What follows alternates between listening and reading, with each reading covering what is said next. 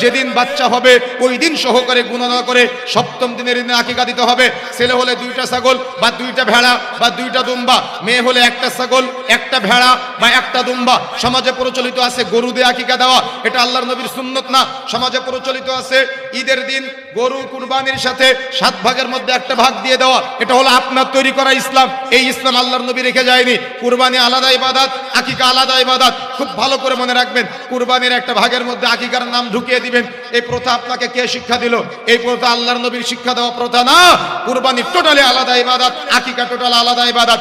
এমনকি ঈদের 7 দিন আগে যদি কোনো বাচ্চা জন্মগ্রহণ করে, আপনার যদি সামর্থ্য থাকে কুরবানিও করবেন, আকিকাও দিবেন। কিন্তু যদি সামর্থ্য কম থাকে আকিকা দিবেন, কুরবানি পরবর্তী বছর করবেন। কথা কি বুঝেন নাই? কিন্তু আপনি কিসের কোন শরীয়তের ভিত্তিতে কুরবানির গরুর 7 ভাগের মধ্যে 1টা ভাগ আকিকার নাম দিয়ে দিলেন? ইসলামকে আপনার মতো করে সাজালে হবে? ইসলামকে আপনার হুজুরের মতো করে সাজালে হবে? চলবে না।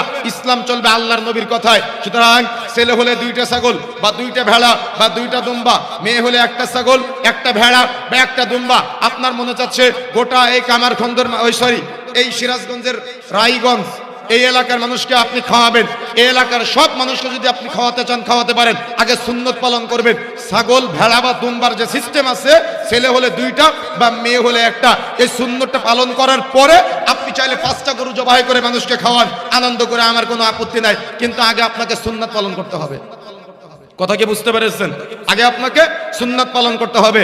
এভাবে সপ্তম দিনের দিন বাচ্চার আকিকা দিয়ে দেওয়ার চেষ্টা করবেন। বোন, খুব ভালো করে মনে রাখবেন, ইসলামী শরীয়তের এই মাসালাকে অনেকে ভুলণ্ঠিত করে ফেলে। নিজেদের মতো করে জীবনে একবার নাম রাখার চেষ্টা করে, কুরবানির ঈদের দিন নাম রাখার চেষ্টা করে। 40 দিন পর অমুক দুলা ভাই আসবে, খালাতো ভাই আসবে, সেই দিন ছাগল জবাই করে আকিকা দিবে। আপনার দুলা ভাইয়ের জন্য ছাগল জবাই করা বাদ দেওয়া যাবে না। মনে থাকবে ইনশাআল্লাহ। Salafi.9 রাসূলের কথা বলে।